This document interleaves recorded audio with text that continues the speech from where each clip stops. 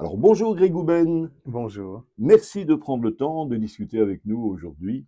Alors tu es un trompettiste belge apprécié dans le milieu du jazz et dans le milieu musical en général, tu es aussi comédien. Comment te décrirais-tu toi, artistiquement parlant? Moi, je vais là où mon cœur me dit d'aller. Je n'ai pas vraiment de définition, si ce n'est que j'ai fait mes études au Conservatoire de Bruxelles en trompette avec ce cher Richard Rousselet, qui m'a tout appris, Oui, et de la trompette et de la vie en général, et que mon papa est Steve Hoben, étant jazzman et tout ça, donc je me définirais plus comme un trompettiste de jazz, et puis les autres choses sont venues un peu par accident. c'est ça.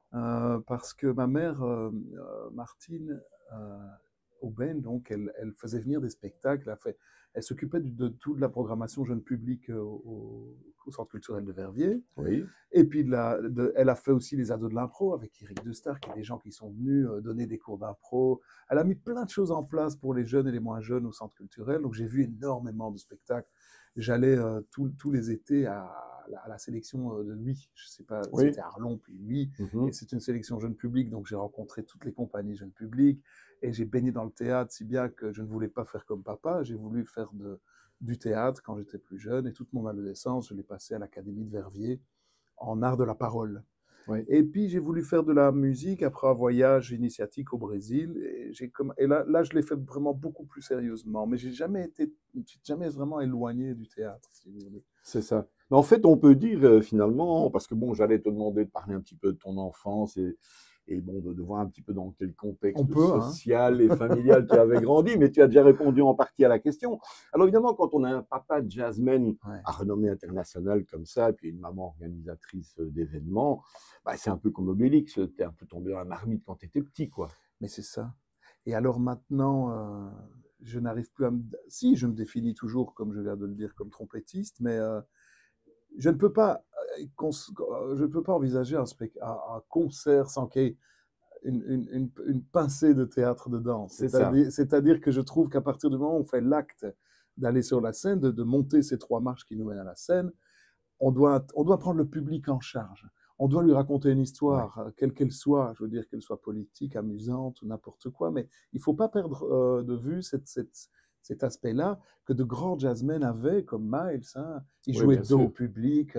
Enfin, il y avait des aspects politiques, théâtrales très, très, très forts dans des concerts de Miles ou de Keith Jarrett ou enfin, tous ces Oui, grands oui, artistes. mais On n'est pas obligé de parler. Hein. même de Robert Fripp, par exemple, Voilà, qui c'est ça. jouait dos au public Mais oui, tout aussi. cela. Et Voilà. je ne dis pas qu'il faut parler, raconter des histoires. On n'est pas obligé d'ouvrir sa bouche tout le temps. On peut faire un concert de musique sans rien dire au public, mais avec une implication du corps Oui, bien sûr. qui soit celle d'un comédien. Les grands musiciens sont comédiens malgré eux. C'est parce qu'ils n'appellent pas ça comme ça. Oui, Mais en oui, tout tout à fait. cas, c'est un spectacle complet à chaque fois, quoi. Mais les deux arts te chatouillaient un peu depuis l'adolescence, hein, j'ai l'impression. Parle-moi un peu de tes débuts justement en musique et au théâtre. Tu as démarré comment? Le premier spectacle, c'était quoi? Le tout premier spectacle. Dont tu te rappelles en tout cas En musique, en tout cas, c'était quand j'étais au conservatoire. Il y avait un club de jazz à côté du conservatoire qui s'appelait le Sounds, Oui, le sound. Ouais. qui maintenant se cherche un peu, mais qui a Ils vont rouvert. déménager, je pense. Hein, Oui, et puis, enfin bref, je ne sais pas exactement ce qui s'y passe maintenant, mais en tout cas, Sergio qui était là, qui était un Italien de pure souche et avec un accent bien trempé, qui nous a fait confiance et qui nous faisait jouer tous les mardis. Je me souviens, c'était déjà avec Quentin Liégeois à l'époque, ouais. avec qui je joue maintenant. Et on avait une résidence tous les mardis. Donc ça, c'était les premiers groupes de jazz maladroits que j'ai pu mettre en place. Et c'était un peu le jazz à papa. Pour moi, c'était du jazz à papa. Mais donc voilà. Après ça, je me souviens qu'on m'a fait confiance comme musicien de plateau. Donc j'ai joué ici au public pour une mouette de Xavier Lukomski. Et D'accord. donc j'étais trompettiste de plateau. Après cela, il y a eu dans mes expériences de théâtre une expérience avec Agnès Limbos qui a duré 15 ans, qui est un peu la papesse du théâtre d'objet. Je ne Mhm. sais pas si vous la connaissez. C'est du théâtre d'objet. C'est de la marionnette, mais c'est des objets manufacturés, comme ceci, par exemple. On peut travailler avec une biche comme ça. Ouais. Et alors, on la fait jouer quelque chose. Si vous remplacez la biche par un loup et que vous la mettez comme ceci, et que vous regardez les gens, tout à coup, on sent la menace. C'est ça, oui. Donc, il n'y a pas besoin de parler. On habite l'objet. Oui, on part, habite l'objet. Et voilà. Et on a travaillé ça ouais. pendant 15 ans avec 2 spectacles. Il y a tout qui se pète la gueule ici. C'est pas grave. C'est pas grave. 2 spectacles, un ressac et un qui s'appelait Trouble. Oui. Et donc ça a été, pendant 15 ans, ça m'a vraiment formé à la lumière, par exemple, à savoir ce que c'est l'importance de la lumière dans un spectacle de théâtre. On travaillait avec des découpes, ça s'appelle, parce que c'était des petits objets, donc il fallait que tout soit éclairé magnifiquement bien. Après, il y a eu Benoît Verhart qui m'a fait aussi confiance, qui est un magnifique comédien dans la Wild Party. C'était un texte qui a été censuré à l'époque de la Prohibition. C'est un texte un peu misogyne, j'avoue, qui raconte l'histoire d'une grande orgie dans les années 20 avec un groupe de jazz. On était tous habillés en noir, vous voyez. Et donc, voilà. Et puis après, j'ai commencé à faire mes tours de chant. Ouais. Mais on va parler de ton parcours plus en détail. Oui, voilà. Mais bon, là, ici, moi j'en étais encore à tes débuts, on va dire. Le choix de la trompette n'est pas venu, en fait, tout de suite, parce que d'abord, tu as appris quand même l'accordéon diatonique avec Didier Laloy. Oui, bien et vu. puis, il y a eu le conservatoire, et bon, là, le solfège, le piano aussi. Donc, la trompette, c'est arrivé parce que ton papa, Steve Hoben, était dans des instruments avant, ou est-ce que c'est autre chose? Alors, j'ai toujours adoré la trompette parce que Chet Baker m'a toujours fait rêver. Ah oui. Chet, c'était pour moi... Je l'ai vu une fois quand j'étais gosse, j'avais 11 ans, et je m'en voudrais toute ma vie parce que je me suis endormi à son concert. Oh, mon Dieu. J'étais crevé. Mon père m'avait emmené au concert de Chet, et après 3 morceaux, je me suis endormi, mais tellement c'était beau. J'avais aucun problème, je me laissais bercer par sa musique. Et puis après, nous l'avons vu dans les couloirs du théâtre. Et j'ai vu un homme comme ça, tout fripé, il m'avait fort marqué. Ouais. Mais par la suite, mon père en a tellement écouté du Chet Baker que c'était une seconde peau pour moi. Ouais. Donc c'est pour ça que j'aimais beaucoup la trompette. Et à un moment donné, la vie a fait que mon père a quitté la maison familiale. Et j'aime bien dire ça parce à mon avis, il a pris avec lui tous les disques des saxophonistes. Et il a laissé les vinyles de trompettistes. Et chaque fois que j'en prenais un, moi j'adorais jouer avec ce pick-up. Ouais. Et je tombais sur un Chet, sur un Miles, sur un Clifford, et je trouvais que la trompette avait un impact direct sur mes émotions. C'est-à-dire que la trompette, c'est une embouchure libre, comme on appelle ça. C'est comme la voix, si vous voulez. C'est votre corps qui vibre. Ouais. Tandis que le saxophone, il y a un intermédiaire, c'est l'anche qui vibre et qui donne la vibration à l'instrument. Ici, ce sont juste les lèvres. Vas-y, je nous quelques notes. Là.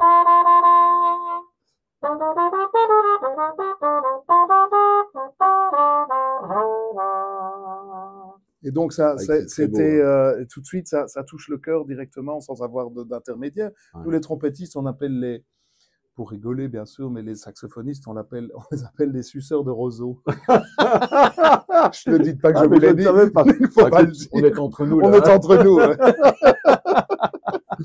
Dis alors, pour la trompette, tu vas avoir un apprentissage vraiment très riche, hein, avec des gens comme Laurent Blondiot, Alex Plumacher, Rosario Macaluso, Antoine Acquisto, Francis Orval. C'est une chance énorme quand même d'avoir fréquenté tous ces gens qui t'ont aidé à développer ton jeu, finalement. Oui, oui, tout à fait. Il y a eu, oui, M. Macaluso, qui était aussi un personnage de la pédagogie de la trompette à Liège. Et d'ailleurs, il a fait des méthodes et tout ça qui ont été publiées. Et puis, il y a tous les gars que j'ai pu rencontrer. Laurent Blondiot, c'est quelqu'un qui m'a appris vraiment l'ouverture, l'improvisation, la personnalité dans le son. J'adore. Je pense que ça doit être un de mes trompettistes préférés. Et qui m'a donné cours au stage de Libramont. Et puis j'allais régulièrement chez lui, donc j'ai été pêché, comme j'étais un peu à la pêche avec ses mentors là. Ouais. Et j'ai fait mon cursus, alors comme je vous l'ai dit, avec Richard Rousselet. Oui, et puis tu t'es lancé quand même très très vite, parce que ton premier trio, c'était avec Quentin Liégeois et Samuel Gersmans. Gersmans, oui. Et là, tu t'es mis au chant aussi. Ben oui, je me suis mis au chant. Parle-moi un peu de cette période où tu t'es lancé la première fois dans ce genre de projet personnel. C'est-à-dire que moi, voilà que j'ai 46 ans maintenant. J'arrive plus ou moins à mêler un peu tout ce qui fait partie de moi et à en faire une petite boulette et à offrir ça aux gens. Ouais. Mais j'ai été très lent, donc je suis passé par plein de... Alors le chant, c'est encore venu par hasard, complètement par hasard, parce que comme j'ai commencé la trompette, je voulais pas faire comme papa au début, je voulais faire du théâtre. Ouais. Et comme je me suis, après avoir habité un an au Brésil, je me suis dit, mais enfin Greg, il te manque quelque chose, il faut que tu fasses de la trompette, c'est pas possible, c'est trop beau. Donc j'ai commencé sur le tas. Et techniquement, c'était difficile pour moi. Ça n'a l'air de rien. C'est un Ah oui, instrument oui. qui demande beaucoup d'endurance, beaucoup de physique, etc. Oui, d'ailleurs, ça peut, je pense, chez certains trompettistes, même abîmer un petit peu Ah oui, oui, les oui. Vous lèvres. reconnaissez les trompettistes à leurs Oui, oui, lèvres. Hein. oui. Ils ont un V comme ça, il y a la muqueuse qui disparaît, Oui, c'est chez ça, ouais. certains plus que d'autres. Et moi, je les reconnais dans la rue. Hein. Ouais, Je ouais. suis sûr, vous êtes trompettiste, c'est pas possible. Ah, mais non! Mais enfin, monsieur, qu'est-ce Eh qui bien vous oui, prend? mais je ne sais pas, alors je ne sais. Moi, non, on ne m'a rien dit. Non, et puis, alors voilà, comme c'est difficile, à un moment donné, j'ai intercalé, on m'a demandé vite de jouer parce que j'avais le nom que j'ai, ou Ben, alors on se dit, oh tiens, les gens étaient curieux, ils se disaient, bah, j'engagerais bien pour voir ce qu'il fait, le petit Ouben. Ouais. Mais sauf que je devais jouer 2 sets d'1 heure, et c'était trop pour mes lèvres. Donc j'ai intercalé une petite chanson pour reposer mes lèvres. Et c'est comme ça que je suis devenu Ah, chanteur. d'accord, Et j'y ai oui. pris goût. Et les gens Ouais. me disaient, oh, c'est bien, tu dois chanter plus, c'est chouette. Et j'y ai pris vraiment goût. Parce que, je vous dis, les cordes vocales et l'embouchure, c'est le corps qui parle. Et d'ailleurs, il n'est pas rare que les trompettistes chantent aussi. Quand on voit Chet Baker ou Dizzy Gillespie qui chantaient aussi très bien, Miles aurait adoré chanter, mais il avait un problème de voix et de cordes vocales. Oui. Alors, C'est sa vrai. carrière de chanteur. Mais quand on s'appelle Louben, finalement, et qu'on a un papa célèbre, c'est la question bateau hein, que je vais te Ouais. poser, mais est-ce que... J'aime bien le bateau. Oui, ben voilà, tant mieux. Est-ce que quelque part, ça a été un tremplin pour toi, ou est-ce qu'au contraire, ça a été un frein, un petit peu un boulet à tirer pour affirmer ta propre personnalité, Ben, finalement? pour le dire tout à fait honnêtement, ça a été les deux, parce que ça a été évidemment quelque chose qui m'a permis de jouer rapidement en public, etc. Donc au début, ça m'a un peu porté, Ouais. et je me suis un peu brûlé les ailes, parce que je pense que j'étais pas prêt. J'avais pas toute cette réflexion sur justement qu'est-ce qu'offrir à un public, c'est quoi un spectacle global, qu'est-ce qu'on dit, qu'est-ce qu'on défend en fait. Oui, tout à fait. Donc je défendais un peu le jazz des années 50-60, le jazz que mon père écoutait, ce qui me faisait vibrer à l'époque, qui me fait toujours vibrer.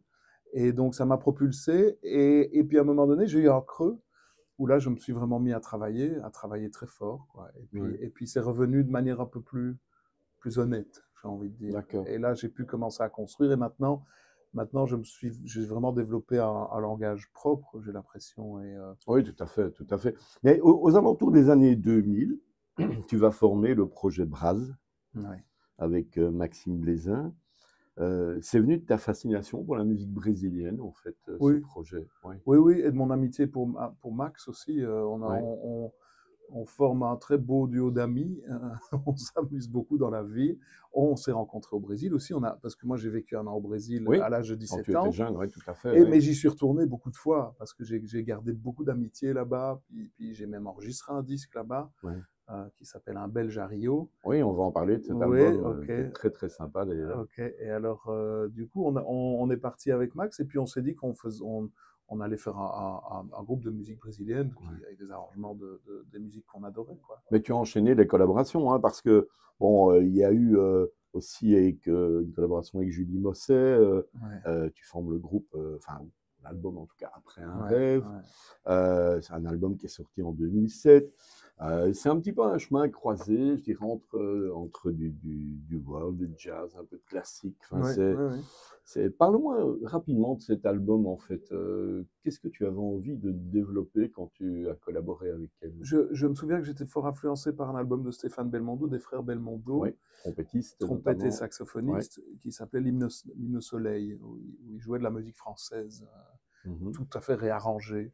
Et je trouvais que c'était vraiment très, très, très intéressant. Et à l'époque, je nourrissais une relation dans la vie comme sur la scène avec Julie Mosset, qui est la maman de mon petit garçon Nino, d'ailleurs, que je salue au passage. Ouais. Et puis alors, on s'est dit que ce serait intéressant de mêler nos deux univers, donc classique et jazz.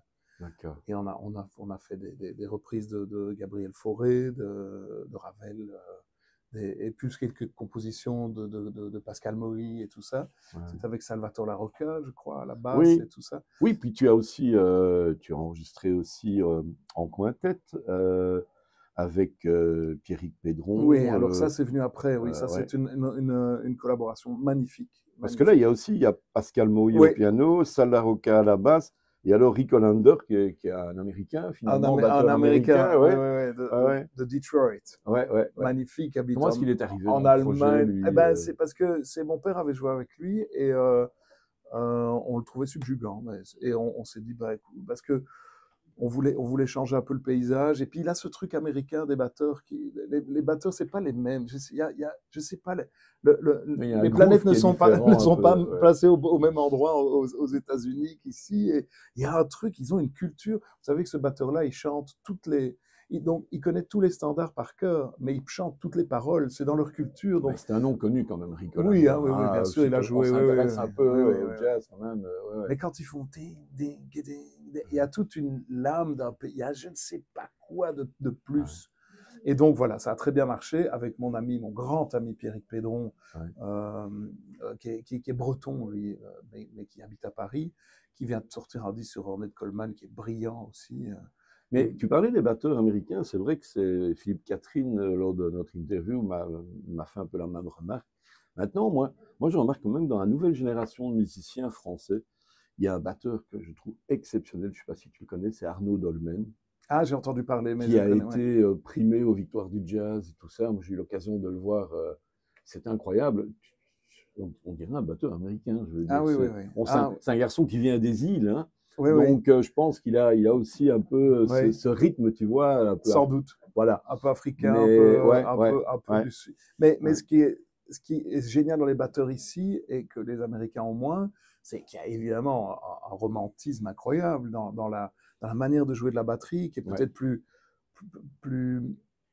euh, Plus plus latin, espacé, peut-être. oui, Ouais, ouais, il y a un ouais, romantisme, il y a ça joue plus sur les couleurs et tout ça. ouais, ouais, Mais ouais, que ouais. les Américains, ils descendent plus vite dans la cave, quoi. Ouais, Ils c'est sont possible. plus, allez, on y va direct, ou quoi. Alors, avec ton papa Steve, ben, vous allez créer aussi la Ubens Factory, qui Ouais. est un groupe à formation plus ou moins variable. Alors, c'était une évidence que père et fils allaient se retrouver un jour sous une même bannière artistique. Oh là, c'est vraiment une expérience fantastique pour moi et je suis heureux qu'elle se soit passée au bon moment. Pas trop tôt, Ouais. parce que trop tôt, et j'étais un peu sous l'aile de mon père, c'est-à-dire que l'aile protectrice, vous voyez. Un peu écrasé, peut-être Pas aussi, écrasé, mais non? disons que lui s'empêchait d'être lui-même à fond la caisse, quoi. D'accord. Parce pour ne pas, justement, Voilà, m'écraser. ouais, Et ouais, il ouais. était d'une bienveillance, tout mon apprentissage, et jusqu'à maintenant, il est d'une bienveillance incroyable. Et donc, je suis très content que cet album soit arrivé à une période de ma vie où j'étais capable d'être d'égal à égal, si je peux dire. C'est ça, Quoique ouais. je ne me considérerai jamais l'égal de mon père, qui pour moi est un fabuleux, splendide musicien. Mais donc, ça s'appelle Ubenenson Ouais, 7-7. Donc, ça veut dire ouais, tout à fait. ouvert 7 jours sur 7, 24 heures sur 24, puisque on ne peut pas un jour ne plus être le fils de son père ou le père de son fils. Ouais, Voilà. Et donc, et là, on s'est aussi entouré de magnifiques musiciens, avec encore James Williams, un batteur américain. oui. James Williams qui a un papa dans l'armée, je ne sais plus s'il vient du Michigan ou je ne sais plus de quelle région, mais qui a rencontré l'amour en Belgique, donc on a pu jouer avec lui. Et puis il y a Pascal Moïse aussi, et Cédric Raymond qui signe les arrangements. Et vraiment là, on s'est régalé sur l'enregistrement de cet album, et que je trouve très réussi. Et j'ai toujours je suis toujours très ému quand je réécoute cet album. Mais en fait, les collaborations en jazz, c'est quand même assez monnaie courante, hein, parce que Ouais. je regarde les noms là de d'autres, bon, Stéphane Belmondo évidemment, Yann Dehaas, Hollander, on en a parlé, Michael Blas, Sal Larocca bien sûr, Bardenol, Bruno Castellucci, Jean-Louis Rassenfoss. Bon, c'est un peu tout le gratin de ce qu'on pouvait trouver dans le jazz chez nous, ça. Ah oui. Hein, donc Ouais. c'est une chance Mais incroyable d'avoir pu... le jazz a ça de génial, c'est que il n'y a pas de star system C'est ça, vraiment. ouais. Et alors, quand on a l'occasion d'avoir ce qu'on appelle un gig, nous, c'est-à-dire une date, Ouais. un contrat, quelque chose, on se dit bon, Alors on dit, qu'est-ce que je vais appeler aujourd'hui? Mais Alors, voilà. donc c'est ça. Moi, alors que j'adore répéter et faire des spectacles jusqu'au bout, et je suis un méticuleux, un pointilleux, et en même temps, j'adore ce truc débridé dans le jazz, de dire, j'appelle Ouais. Jean-Louis et j'appelle Pascal, et on va jouer au restaurant machin, et on ne sait pas ce qu'on joue. C'est du fun, quoi. Et tout se Ouais, fait sur le moment, quoi. Donc ouais. le répertoire se fait sur le moment, les blagues se font sur le moment, tout est spontané et tout est de l'improvisation. Et ça, je trouve que le jazz peut nous apporter ça. Et pour le public, c'est génial parce qu'il ne va jamais voir Ah, bien quelque sûr. chose qui se ressemble. Bah, absolument pas. Mais c'est amusant parce que Philippe Catherine m'a dit en interview, il m'a expliqué cette anecdote qu'à Boston, où il résidait pendant 3 mois, il va dans un magasin de musique pour acheter un ampli. Il entend un son de guitare, il dit au vendeur, il dit, oh, on dirait George Benson. Et le gars lui dit, mais c'est George Benson. Et quand il va écouter Benson et que Benson se retourne, il le voit, et là, incroyable, il dit, oh, the famous Philip Catherine. Non. Oui, et en plus, il l'a invité à jouer dans un club où lui jouait tous les Ouais. soirs, et tous les soirs, il jouait autre chose. Alors, Donc oui. tu vois, ça rejoint tout à Oui, oui, fait. mais C'est c'est ce qui se extraordinaire passe quand encore, c'est même. ce qui est encore possible à New York. Ça, c'est le vrai esprit du jazz, quoi. Ouais, ouais. À New York, j'ai plus été depuis très longtemps, mais je ne sais pas si c'est encore comme ça, mais ils jouent dans des restos, ils jouent dans des Ouais, pizzerias. On peut retrouver Mike Stern dans une pizzeria. ouais, c'est Enfin, ça. vraiment, et ils jouent ce qu'ils ont envie de jouer. Et puis alors, c'est formidable parce que ça, c'est l'esprit d'ouverture, Ouais. c'est l'esprit de démocratie, c'est l'esprit de rencontre, de découverte, de curiosité. Le jazz est porteur de valeurs sublimes, en fait. Oui, c'est vrai. On retrouve ça dans le Magnifique. blues aussi, d'ailleurs. Ah, j'en Parce suis que je pense sûr, que c'est oui. des codes de base où tu pars aussi dans des improvisations, Oui. et ça, c'est très agréable, hein. Et le théâtre dans tout ça, finalement, parce que tu participes aussi, entre-temps, à plusieurs projets théâtraux. Donc, tu as dit que tu as été musicien de plateau, Ouais. etc. Et finalement, ben, tu as vite fait un choix quand même de préférence avec la trompette et la musique, même si ça restait une de tes Mais parce envies que aussi. je me sens moins légitime dans le théâtre, c'est-à-dire que je suis comédien aussi par accident, parce que Mais tu as fait le conservatoire. oui, mais c'est l'académie, Ouais, donc je n'ai pas poussé l'apprentissage, donc ouais, je laisse aux comédiens le soin d'être comédien et moi d'être musicien. Mais par d'accord. contre, si je peux leur chipper un petit peu de temps, et j'ai fait à chaque fois maintenant, oui, alors j'ai fait ce projet avec Nicolas Beuys pendant le Covid, Ouais, qui s'appelait Jacques, sur Jacques Prévert, qui est ouais. magnifique, où là je me prêtais à quelques jeux de comédien, mais c'était lui plus le comédien et moi le chanteur-musicien. Mais j'ai toujours adoré, moi. Et dans mes tours de chant, mais c'est très ringard de dire tour de chant, mais je ne sais pas comment m'exprimer Le autrement. spectacle. Spectacle, j'ai fait deux disques en français, avec Ouais. mes propres chansons. Oui, Donc le premier disque qui s'appelle Après un rêve, dont ouais, on a ouais, parlé, ouais. que j'ai enregistré avec mes amis à Copacabana ou à Rio de Janeiro. On va Puis, parler des autres et plus en puis, détail, donc n'en dis pas je trop n'en parce dis que pas trop. j'ai quelques questions, mais bon, je suppose que tu vas parler de la quarantaine De la aussi, quarantaine, voilà. mais parce que vous me posiez la question sur le théâtre, qui n'est jamais vraiment loin de moi, Ouais, mais le truc vraiment le plus théâtral que j'ai fait, c'est avec Agnès Limbos et ouais. le théâtre d'objets, ou avec Nicolas Beuys, et évidemment le projet que je défends là pour le Pour le moment, moment, on va en parler aussi voilà, qui me bien, rapproche bien en détail. encore un peu plus de ce théâtre. Alors en 2013, ben, tu enregistres Bees and Bumblebees. Ouais, ouais, ouais. Hein, donc ça, c'est avec Fabien Fiorini. Et là, tu proposes vraiment un disque entier de composition personnelle. Ouais. Alors bon, ben, tu avais vraiment l'envie de t'exprimer aussi par tes propres musiques à ce moment-là. Oui, c'est pas tellement une question de m'exprimer, parce que m'exprimer, je n'ai vraiment jamais cherché à m'exprimer, parce que je trouve que on est autant de kilos d'expression à soi tout seul. Si on commence à en rajouter, ça devient barbant. Donc, avec Fabien Fiorini, c'était plutôt le jeu. C'était très ludique d'écrire avec lui, parce qu'on écrivait ensemble. Il y a quelque chose, quelques compos à moi à lui, mais on en a écrit pas mal ensemble. Et donc, il venait chez moi, on faisait des séances comme ça, alors que c'est un acte normalement très intime, la composition. Oui, Mais avec lui, ça s'est très bien passé. C'est comme si si on se parlait. Je faisais une phrase à la trompette, il en faisait une autre au piano. c'est ça. Et alors, on est arrivé dans des élucubrations et des thèmes, des très longs thèmes, parce que vous savez, normalement, les thèmes de jazz, ils tiennent sur un A4. Mais là, on avait 3, 4 feuilles de thèmes écrits comme ça, de musique écrite. Et on s'est vraiment beaucoup amusé. Ouais. On a joué avec le batteur hollandais Hans van Oosterhout, qui est splendide de finesse et de knowledge. Et, Et Cédric Raymond, et Cédric Raymond qui était à la contrebasse. c'est ça. Et donc oui, là, ça c'est vrai que c'est un album purement jazz, Oui, mais assez moderne quelque oui, oui, part. c'est ça, c'est Et ça. Bees and Bumblebees, on s'amusait beaucoup à se prendre pour des apiculteurs. Mais vous savez, si vous allez voir sur Internet, il y a quelques clips qui sont comme ça. Nous, on est en tenue d'apiculteur, mais nous, on avait Ouais. fait ce jeu de mots avec apiculture, la Apiculture, ouais. culture joyeuse, parce que Voilà, ouais. ce disque est résolument joyeux. La joie, c'est quelque chose qui revient très souvent dans les thèmes que tu défends, hein. Oui, oui, je pense. Oui. C'est important, hein. C'est très important pour moi parce que je suis de caractère joyeux. Oui, et puis la musique brésilienne est une musique joyeuse, Mais dont la tu faisais joie n'est jamais allusion loin de la nostalgie. Hein. aussi, En aussi, fait, c'est ça. La vie n'est jamais loin de la mort et la joie n'est tout jamais à loin de fait. la tristesse. Mais voilà, Entre la joie et la mélancolie, il y a un pont qu'on oui, peut rien. traverser. Mais au Brésil, c'est comme ça. C'est les Ouais, gens qui vivent dans des situations tellement précaires ouais, et on ne les verra jamais faire autre chose que sourire et ouais, danser, quoi. ouais, c'est vrai. Alors, l'album, justement, Un Belge à Rio, ben, on retrouve sur cet album des reprises assez étonnantes d'ailleurs, sur des rythmes de bossa nova, bon, Comment te dire adieu de Françoise Hardy, Pourvu qu'elle soit douce de Mylène Farmer, dont le clip, franchement, avec François Damiens, est absolument irrésistible. Il vaut le détour. Ouais, On ne ouais. s'est pas emmerdé à le faire, je veux Et dire. comment s'est passée votre rencontre avec François Damiens? Eh bien, c'est Maxime Blaisin qui le connaît, qui est un ami. Ouais. Et donc, il est venu à l'époque de Braz, il est venu assister à 2-3 concerts. Et puis, nos natures respectivement joyeuses nous ont fait nous rencontrer 2-3 fois dans des circonstances extrêmement joyeuses et amicales.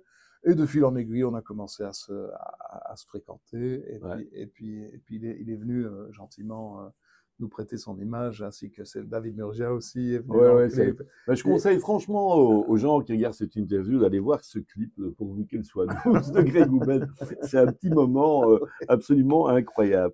Alors, je me faisais la réflexion aussi. La plupart des pochettes de tes albums sont dessinées ou donnent l'apparence d'un dessin. Qui est l'auteur, en fait, de ces pochettes? Ah, bah, alors l'auteur de ces pochettes, c'est Thomas, Ouais, un Verviétois, qui lui il fait de l'illustration. ouais, Donc ça, c'est vraiment un gars que j'ai rencontré qui fait partie de mon univers d'enfance, quoi, ouais, hein, et que j'ai rencontré à l'école, et c'était le copain d'un copain, et maintenant il s'est spécialisé là-dedans. Et alors, la pochette de la quarantaine, ouais. il l'a dessinée avec un seul crayon. Vous voyez, c'est les crayons à 4 couleurs. Ah oui, oui. Avec une mine, quand on la tourne comme ça, Ouais, on ouais, a une ça autre change couleur. de... Ouais, ouais, C'est ouais, complètement fou, quoi. ouais. Ça me faisait un peu penser à l'univers de Lucas Caracas. Je ne sais pas si Ah, tu bah connais. oui! Ah, bah lui Caracas, je le connais très bien, puisque c'est lui. Alors, la première pochette d'un Belge à Rio, c'est lui Caracas Ah, qui l'a voilà, faite, oui. je me disais bien qu'il y avait quelque chose, Oui, oui, oui. parce qu'il a travaillé récemment avec un super groupe qui sont des amis à moi, qui est Berthier, Oui, oui, oui, oui. où il a fait la pochette notamment, enfin non, il a fait un film qui est primé un peu partout maintenant sur machine ronde. Tout à fait. Et, J'ai vu ça. et voilà, J'ai vu. quoi. C'est incroyable. C'est Oui, oui. extraordinaire, ouais, Oui, tout à fait. oui, oui, oui. Non, non, il est bourré de talent, celui Caracas. Oui, oui, oui, en effet. Bourré de talent. Alors, avec cet album, justement, et l'album qui a suivi, donc La Quarantaine, en 2021, alors bon, je suppose que c'est un jeu de mots sur le Covid, et en même temps, dans ton entrée dans la décennie des 2x20. Exactement. Voilà. On ne peut rien vous cacher. Alors, c'est dans cet album-là, je trouve qu'on retrouve le Greg Goubel plus intime, en fait. Ouais. Le musicien un peu Oui, je pense chanteur, auteur, compositeur. Oui, c'est celui qui me ressemble peut-être le plus, Ouais. qui est le plus en raccord avec mes paradoxes et la manière joyeuse que j'ai de parler de la tristesse ou des choses qui ne vont pas, tout simplement. Ouais. Je parle de la société, de l'amour beaucoup, et avec toujours cette espièglerie Mais que justement, je reconnais en moi. Mais après, je me dis, mais oui, je peux pas toujours parce que je ne peux pas me prendre au sérieux, j'y arrive pas. Et donc, c'est pour ça que il y a toujours cet œil qui clignote, cet œil un peu espiègle, un peu ouais. taquin, un peu jouette, en fait. Mais il y a un réel talent de conteur chez toi, une forme de personnalité attachante, un peu assez élégante, et un petit côté tendre qui, je trouve, rappelle un peu Bourvil, par exemple. Moi, je te verrais bien interpréter Le Petit Bal Perdu en version jazz, ça tirait comme un gant. Mais il fait partie de l'album de la quarantaine. C'est une des reprises qui s'y trouve. Voilà. Oui, oui, oui. Voilà. Alors, moi, j'adore Bourvil. J'avais écouté que des extraits, maintenant je vais Ouais, écouter en ouais, entier, bah, là. je suis complètement fan de Bourvil. Vous n'êtes pas le premier à me le dire. Il y a Ouais, certains, quand on me voit sur scène, certaines personnes me disent après, ah, vous me faites penser à Bourvil, parce que ce ouais. côté un peu de ne pas d'y toucher de loin comme ça, Oui, puis non, cette mais c'est tendresse vrai, mais peut-être, c'est tout à fait, parce tout que à quand on fait. voit Bourvil, je dis pas que c'est comme ça avec moi, mais dès qu'on voit Bourvil, on a envie d'être son ami, quoi. C'est pas Oui, possible. oui, On a envie d'aller manger chez lui, on a envie de passer du temps avec lui, exactement. et c'est bien, mais Mais ça fait le pont avec ton actualité actuelle, donc, qui est ce spectacle Il y a de la joie, donc, que tu joues actuellement au Théâtre Le Public, donc, d'après Charles Trenet. où Alors, nous sommes d'ailleurs, où nous sommes, dans ta loge, voilà, dans notre pour loge cet de petite entretien. loge. Ouais. Alors, j'ai eu l'occasion de voir ce spectacle, qui est un magnifique moment poétique et joyeux. Qui est-ce qui a eu l'idée de ce spectacle que tu as, en fait, la mise en scène, elle est de Eric de Starck, Mhm. mais je pense que ça vient d'une boutade entre vous, non? C'est Oui. ça? Bah, bon, alors, de deux choses l'une, il y a déjà des gens qui. Alors, après mes spectacles, on me dit, oh, vous faites penser, Monsieur Aubin, vous faites penser à Bourvil. Mais certains disent, et beaucoup disent Charles Trenet, C'est est-ce vrai que qu'il y c'est a... une histoire de bouclette ou je Ouais, n'en sais non, non, rien, c'est mais vrai, il y a quelque il y chose. a un petit quelque chose. Et je me dis, oui, ça va. Bon, alors moi, Charles Trenet, au départ, je l'écoutais comme ça.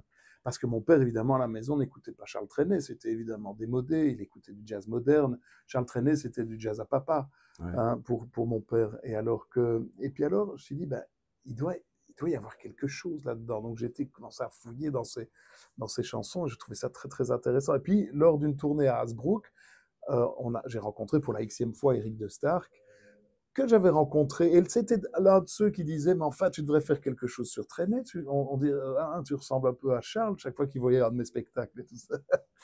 Et Hasbrook, je l'ai pris au mot, et j'ai dit, écoute, maintenant, tu arrêtes avec cette histoire, je ferai Trenet quand tu me mettras en scène. Paf. Et voilà. Voilà.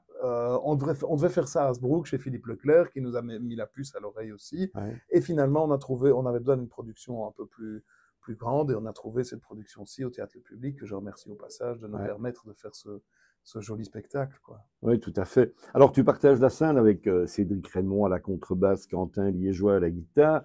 Alors, bon, la complicité entre vous trois sur scène, elle est évidente. Bah, vous l'avez dit, quand il y a les joies, mon premier disque en trio, c'était Ouais, avec mais lui il y c'est a 20 ans. ça. Donc, Mais c'est ton trio de choc actuellement, non? oui, c'est le trio avec lequel je préfère jouer.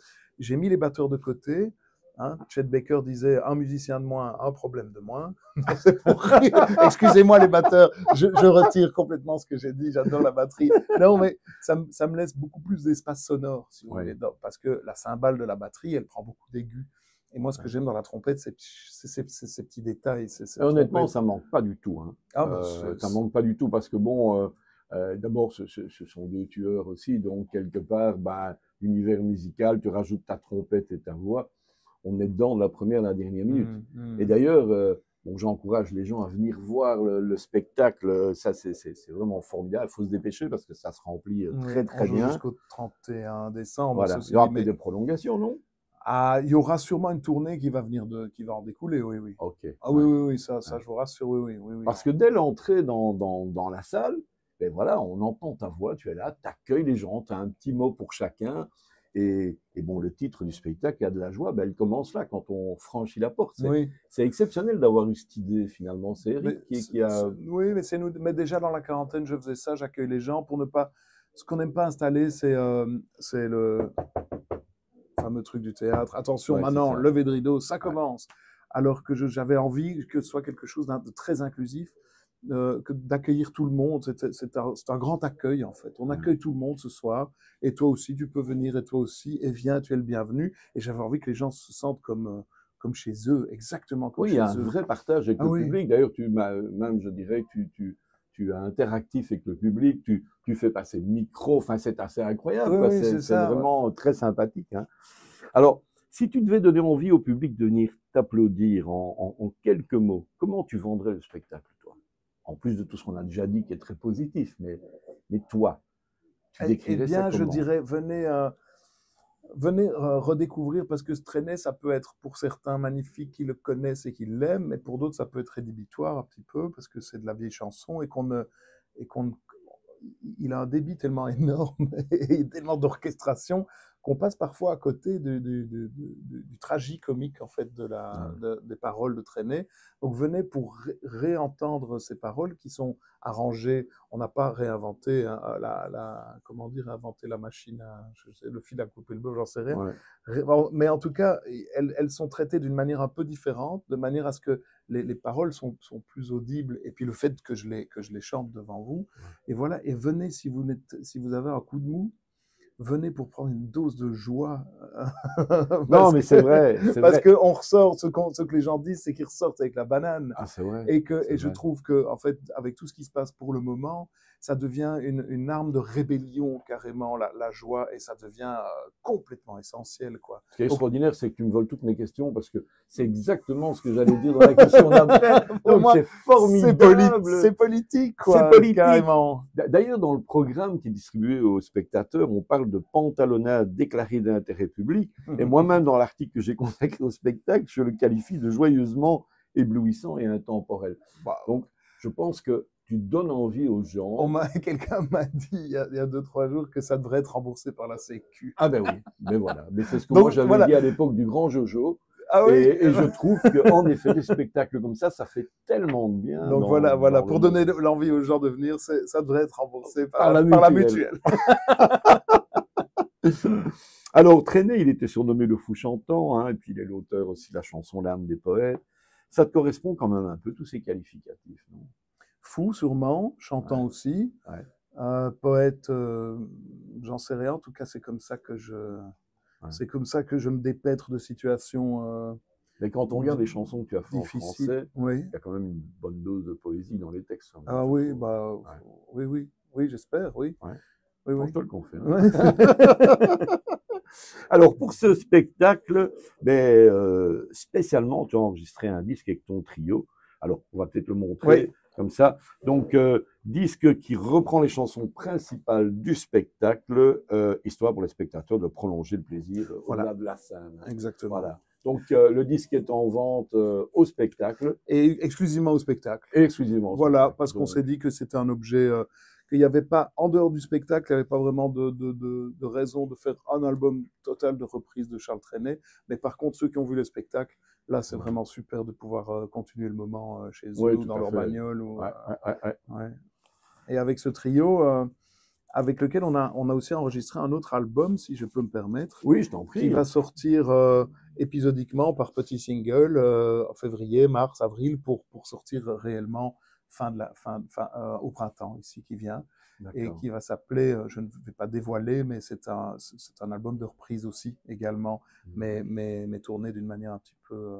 Donc on pourra l'écouter une fois qu'il sera sorti sur les plateformes. Exact, celui-là, oui. Il y aura un CD. Est-ce qu'il y aura un vinyle? Oui, moi, je suis très vinyle. Mais on se pose la question, mais bien sûr, parce que le CD, ce qu'on a comme problème, moi j'aime toujours faire un objet, mais on a le problème de gens qui nous disent, on ne peut plus l'écouter, on n'a plus de lecteur CD.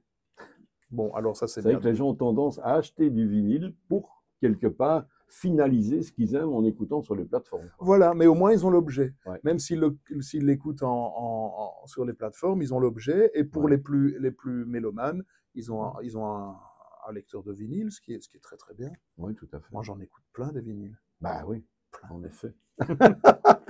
Alors revenons-en quelques moments à ta carrière en général. Est-ce que tu as eu des mentors ou des influences particulières qui t'ont aidé dans ton parcours? Oui, je reviens toujours à Chet Baker, je l'écoute pour remettre les pendules à l'heure. Wynton Marsalis aussi m'a beaucoup influencé au niveau du jeu trompettistique. Et mon mentor principal, je pense que ça reste mon père. D'accord. Ouais. Oui, parce que je pouvais tout le temps lui demander une référence, je pouvais tout le temps lui demander de me rassurer, parce que au début, quand j'ai commencé, et toujours maintenant, j'ai des lacunes techniques, puisque j'ai pas commencé à 7 ans dans la fanfare de mon village, et donc la trompette, j'ai peut-être pour ça que j'ai un son un peu particulier, c'est que je n'ai pas une technique de premier de classe, si vous voulez. Donc, je plaignais à mon père, je dis, mais papa, je n'arrive pas à jouer là, cette phrase-là. Il me dit, c'est pas grave si tu n'arrives pas à jouer toutes les notes au début. Il me dit, tu sais que tu peux en jouer 5. Si ce sont les tiennes, elles seront magnifiques. Ah oui. Voilà. Alors, qu'est-ce qu'on peut dire de ça, hein? Rien, et donc, il m'a emmené vers la singularité, vers le fait d'être soi-même. et vers le fait de se découvrir soi-même. Et plus on est honnête dans ce métier-là, et mieux ça marche. Oui, puis la simplicité, c'est parfois l'essentiel en musique. Ben oui, et puis c'est toutes les notes qu'on ne joue pas aussi qui sont Aussi, tous les importantes. silences, exactement. Alors, au fil des ans, mais comme on l'a souligné tout à l'heure, tu as travaillé avec de nombreux artistes et groupes. Quelle a été l'expérience qui a été la plus marquante de ta carrière jusqu'à présent? Si tu devais en sortir qu'une, une collaboration, un concert, un album, qu'est-ce que tu... Oh, quelle question difficile. Ah oui, mais c'est là que c'est intéressant. Eh bien, je pense que je suis vraiment quelqu'un du moment. Moi, j'ai une très mauvaise mémoire des chiffres, des Ouais. prénoms, de ce qui s'est passé. Je suis plutôt pour voir l'avant et maintenant. Donc, je pense que le plus impressionnant pour moi, c'est ce que je suis en train de faire maintenant. C'est ça. Euh, C'est le nouveau bébé, finalement. c'est le nouveau bébé, Ouais. c'est ça, parce que en même temps, je chante. Je chante 12 morceaux, je danse, je joue de la comédie, je joue de la trompette. Voilà, et je dirais pas que c'est si fou que ça, puisque tout ça fait partie de moi, Ouais. mais c'est très enivrant en tout cas, de pouvoir faire tout dans 1 heure et demie de spectacle. En tout cas, une chose est sûre, et là je parle personnellement, c'est que moi je connaissais un petit peu ton travail évidemment, mais je m'étais jamais vraiment plongé dans ce que tu avais fait. Et ce spectacle m'a donné deux envies. D'abord, c'est de réécouter Trenet et de le voir autrement. Donc je reviens à ce que tu as dit. C'est vrai que Trenet, c'est bien, on connaît tous les chansons, mais bon. Et en même temps, de me replonger dans ce que tu as fait et de le découvrir. Donc je pense que si un certain pourcentage de gens qui viennent voir le spectacle se disent ça, c'est quand même tout à fait gagné. Hein. Et je vais essayer d'en profiter. Là, on joue depuis un mois, puis il y a le mois de décembre qui commence, là, et jusqu'au 31. Et je vais essayer d'en profiter pendant les journées, d'écrire un nouvel album de chansons en français. D'accord. Oui, parce que Trenet m'inspire ça, et puis je crois que ça doit servir à quelque chose aussi, que tout ça est en train de m'envahir quelque part. Oui, tout à fait. Tout à fait. Que penses-tu du paysage musical actuel? Est-ce que tu as des artistes que tu admires ou que tu écoutes particulièrement? Alors, ça ne doit pas être spécialement dans le jazz, on peut brasser large. Qu'est-ce que tu écoutes en général en dehors de... J'écoute beaucoup de classiques, en fait. J'écoute beaucoup Bach, voilà, ça ne surprendra peut-être personne. Les jazzmen ont toujours aimé les rockers aussi. Bach, et les rockers aussi, oui, c'est quelque chose qu'on comprend bien. Mais j'avoue que j'écoute peu de musique pour le moment. C'est vrai. Oui, j'écoute peu de musique parce que j'en fais beaucoup moi-même, et il y a des moments où je dois me laver les oreilles, et je m'en veux de ne pas être assez curieux, de ne pas aller à gauche, à droite, mais effectivement, pour le moment, j'ai pas vraiment le temps, étant tous les soirs au théâtre. Bah oui, j'imagine. Donc voilà, je m'en veux, je m'assieds un peu sur mes lauriers et je vais me réveiller. Si vous avez quelque chose à me conseiller, envoyez-moi votre playlist. On en parlera après. On en parlera après. Alors, quel conseil donnerais-tu aux jeunes musiciens de jazz qui souhaitent se lancer dans une carrière musicale?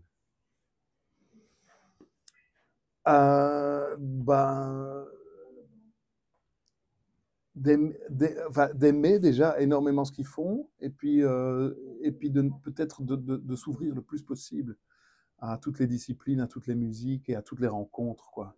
Il faut être là, mais je pense que le jazz est inhérent à ça. Celui qui fait du jazz est ouvert par définition, comme on parlait, le jazz comme modèle de société, comme l'aurait dit Jean-Paul Schroeder, mais de la curiosité et l'amour, quoi. Et puis après, une bonne dose de courage.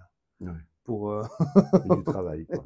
Oui, pour travailler, parce que malheureusement, on doit dire qu'il y a de moins en moins d'endroits dédiés au jazz, et il faut le faire, quoi.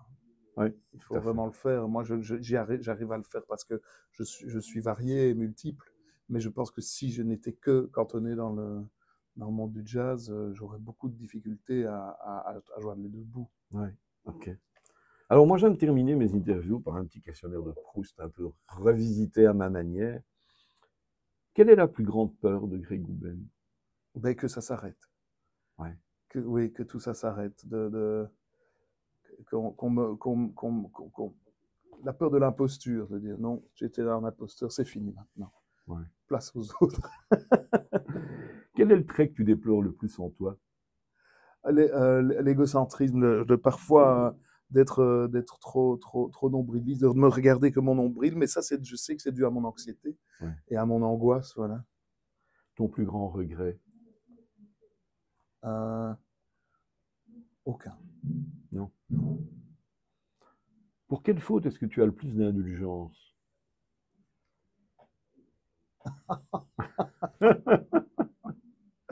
Ça peut être chez toi ou chez les autres.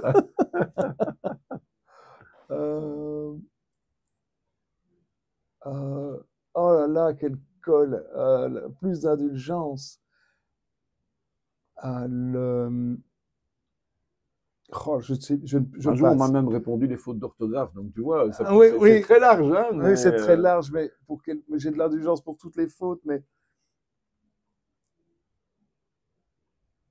je passe. Je suis tu passes. désolé. Je C'est suis pas grave. désolé. C'est quoi une journée type de Greg Houben quand il n'est pas sur scène ou il n'enregistre pas? Eh bien, c'est conduire mon enfant à l'école vers 7h30, et puis alors retourner chez moi, faire 2 heures ou 3 heures d'instruments, de trompette, de composition. Et puis après, c'est gérer tout le business qui est aux alentours de la musique, les mails, le machin. Et puis c'est cuisiner. Moi, j'adore cuisiner.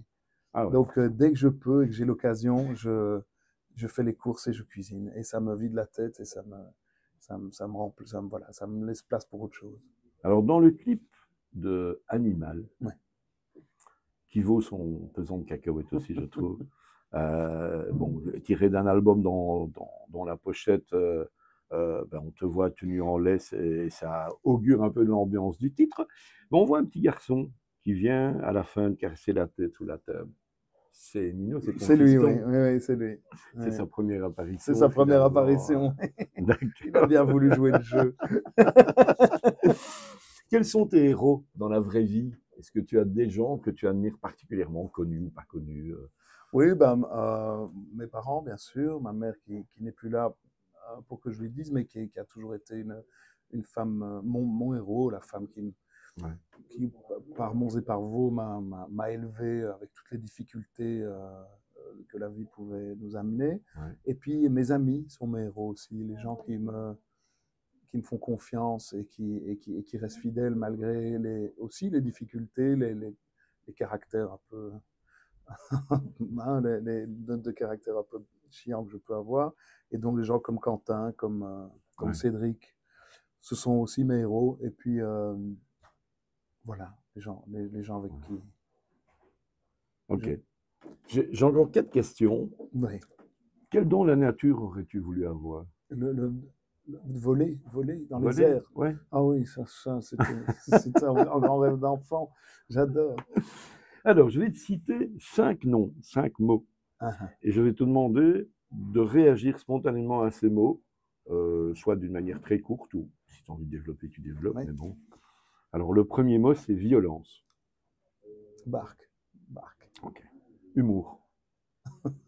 Ah ben voilà. Il n'y a rien à ajouter. Moyen-Orient. Ah, pitié. Ouais. Amour. Joie. Musique. Joie. Ok. Qu'aimerais-tu qu'on retienne de toi lorsque tu ne seras plus là?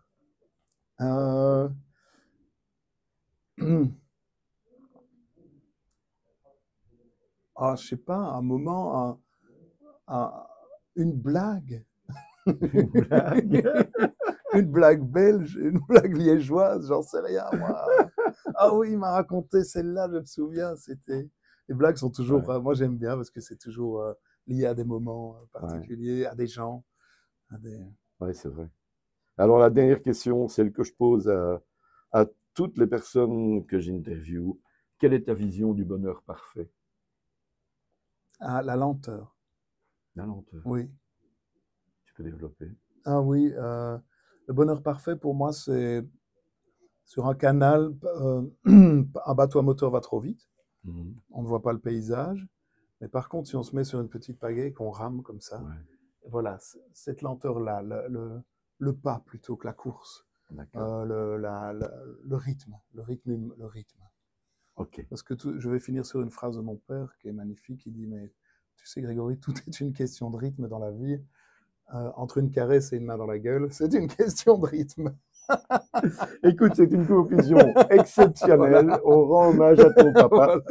Et en tout cas, Greg, merci beaucoup pour cet entretien. Ben, je te souhaite le meilleur et je Avec te dis plaisir. à très bientôt. Avec plaisir, merci. Merci.